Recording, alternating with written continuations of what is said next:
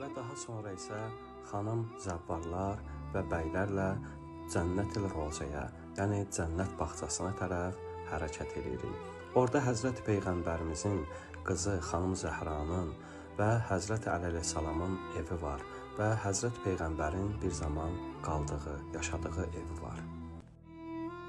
Cənnətül Rozədən çıxandan sonra Həzrət Peyğəmbərimizin mübarək hərəminə, qəbrinə tərəf hərəkət edirik.